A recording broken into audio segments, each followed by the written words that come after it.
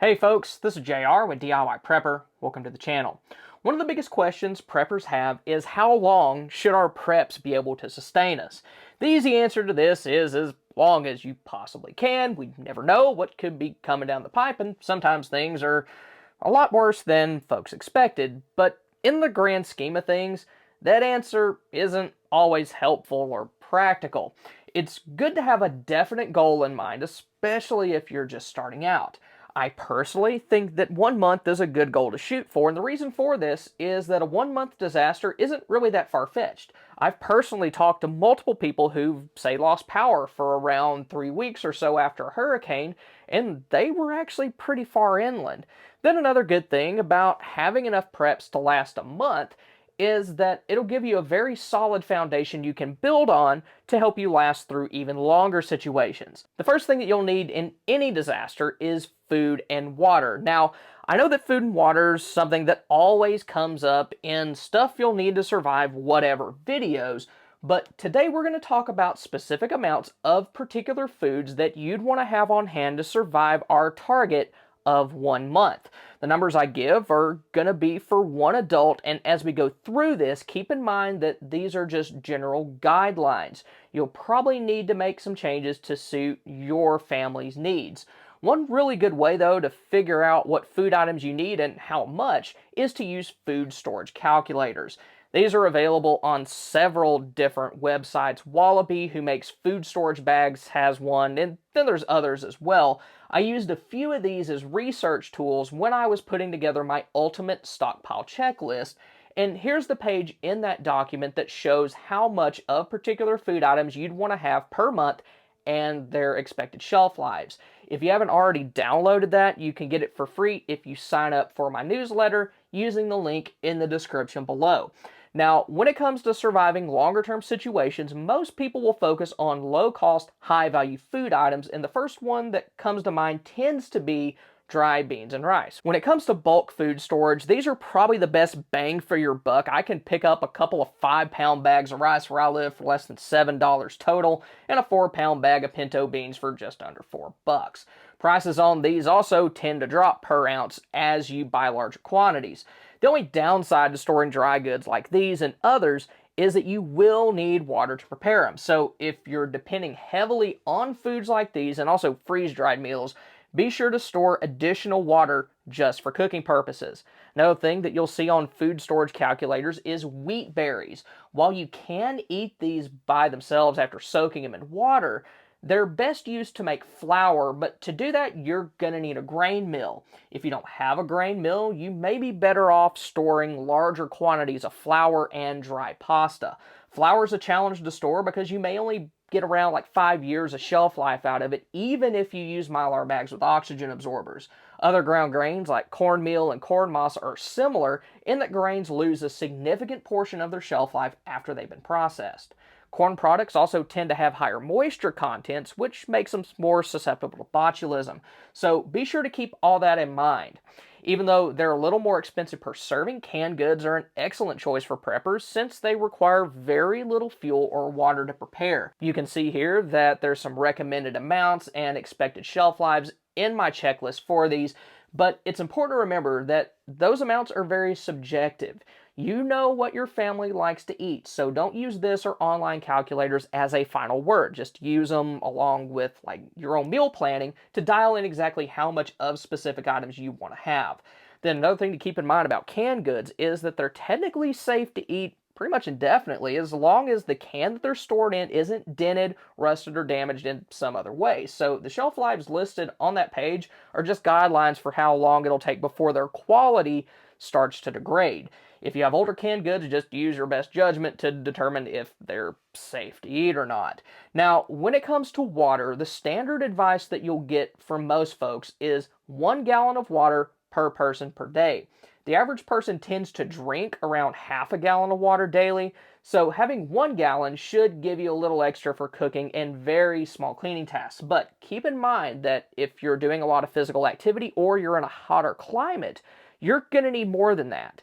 Some common ways to store water include pre-packaged water bottles, portable water containers, and larger bulk options like 55-gallon drums and IBC totes. Each one of those will hold a different amount of water, and how many of them that you'll need will just depend on their capacity. Starting basic, your average 40 pack of 16.9-ounce water bottles holds around 5.28 gallons of water total. And since some months have 31 days, and I prefer to have a little bit of a buffer, I think a good monthly goal for water is 35 gallons per person. This means that you'll need 7 of those 40 packs, which will give you almost 37 gallons total. Also keep in mind that if you're relying heavily on dry foods, you'll need additional water to prepare those. Then getting into some portable water containers, the Reliance Aquatainer will hold around 7 gallons, so you'll need 5 of those to reach 35 gallons. The military water can holds 20 liters or just over 5 gallons, so you'll need 7 of those for a 1-month supply of water for one person. Water bricks have a capacity of 3.5 gallons, so you'll need 10 of those, and if you have space, then larger containers like 55-gallon barrels are a good option as well. Just one of those can hold enough water to last one person for around a month and a half, and if you have a larger family, they're going to be a much better option than trying to store huge stacks of bottled water or dozens of portable water containers in your home. You could keep those bigger barrels in places like your garage, a carport, or basement, but if you don't have those, then keeping them under the eaves of your home covered with a tarp can work also. Just keep an eye out for bugs like spiders or wasps that may take up residence under that tarp. Water stored outside will also need to be checked on and replaced more frequently than water stored indoors. Having the ability to collect and store additional water as time goes on would be very, very beneficial in a long-term situation.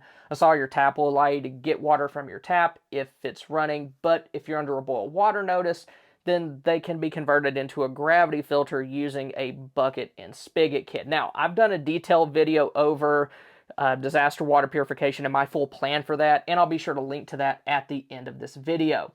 Another big concern during a situation lasting a month or more is defense. The longer things are bad, the more desperate people will become, and you need to be able to take care of yourself and your loved ones.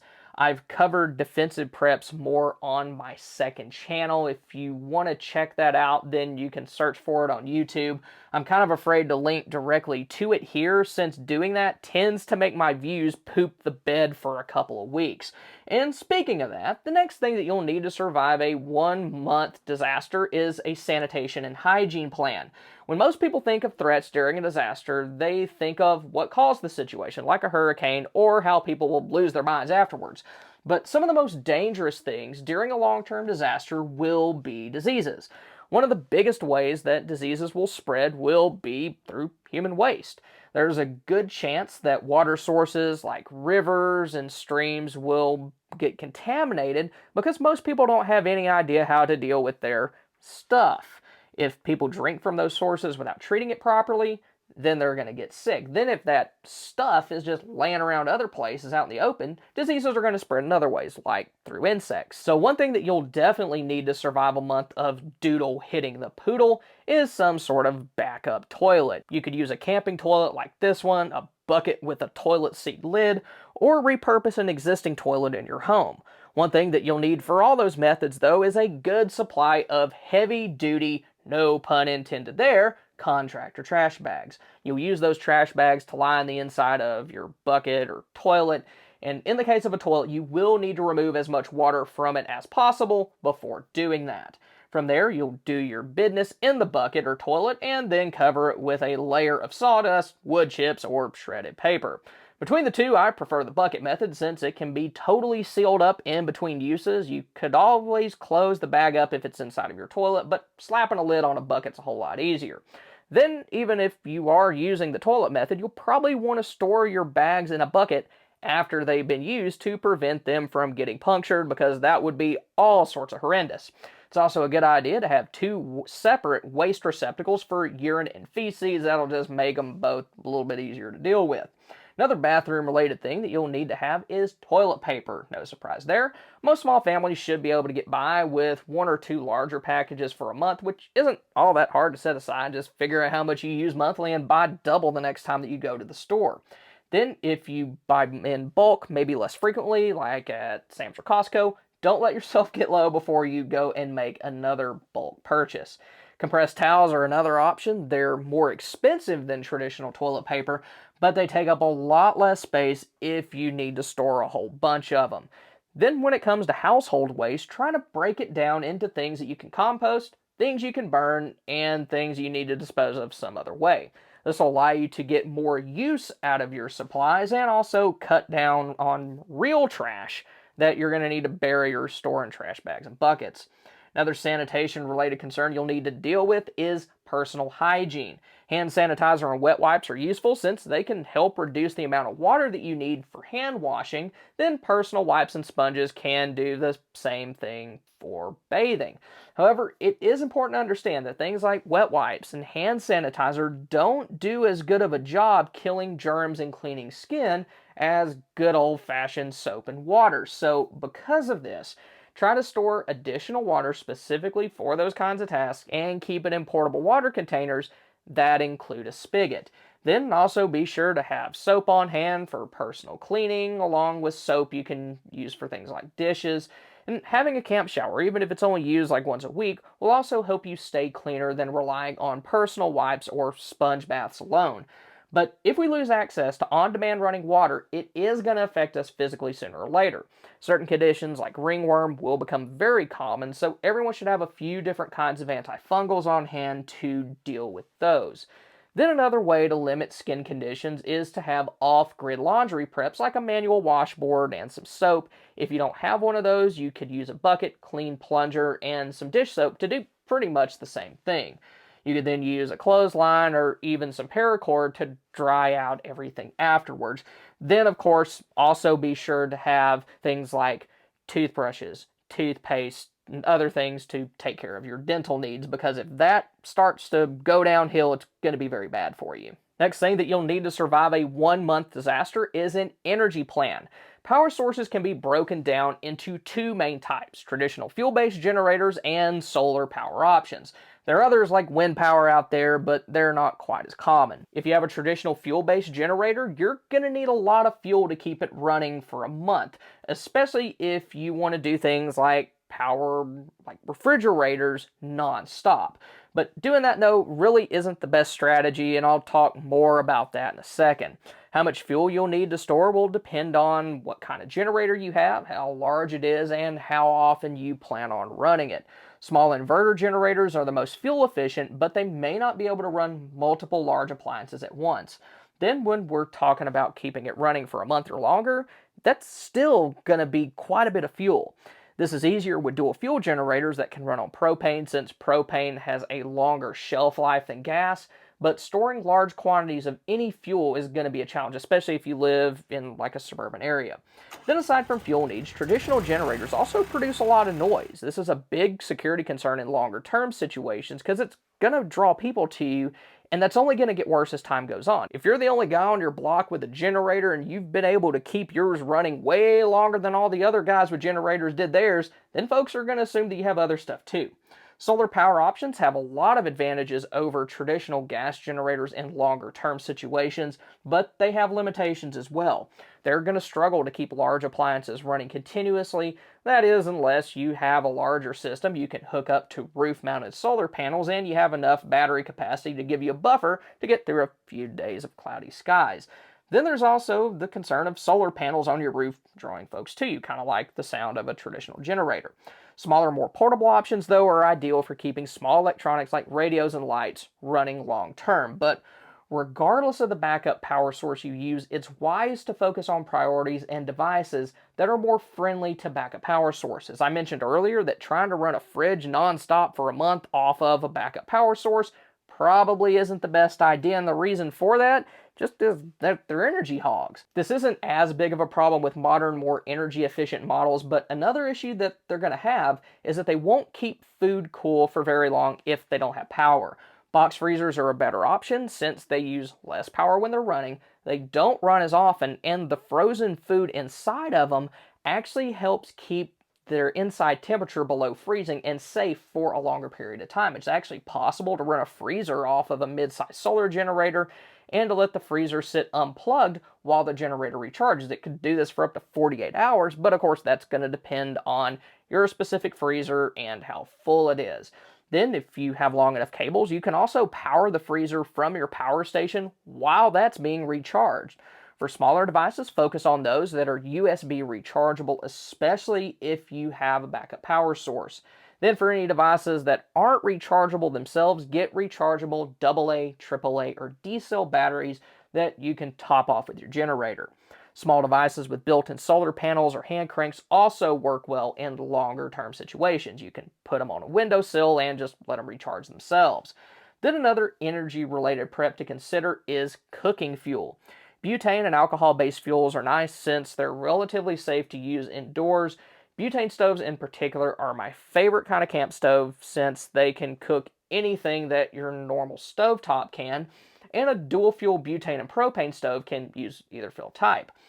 Alcohol burners and gel fuels like Sterno work well for boiling small amounts of water and heating canned goods. How much fuel you'll need will depend on a lot of factors like how large of a container you're using and what you're trying to cook. So it's best to base your fuel calculations on your own personal experiences. And it's also a good idea to have backup cooking methods like solar ovens and rocket stoves since they're not dependent on man-made fuel sources that are going to eventually run out. Another big thing that you'll need in a month-long disaster is medication. And for this, start with the basics. Have things like pain relievers and fever reducers, stomach medications, decongestants, allergy meds, and other things that your family tends to use. If you have small children, then be sure to have formulations of those medications that are designed specifically for them. Prescriptions are a little more difficult to deal with, but it has gotten easier over the past couple years.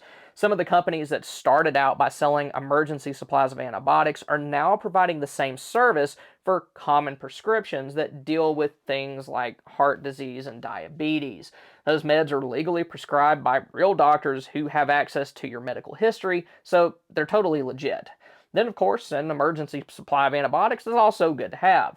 Then be sure to have first aid items. Things like adhesive bandages and antiseptics are pretty obvious, but also don't overlook larger wound care bandages. Because if you're in a situation where you or a loved one gets injured and you can't get proper treatment, you're going to need to be able to take care of that and keep it clean for the time being.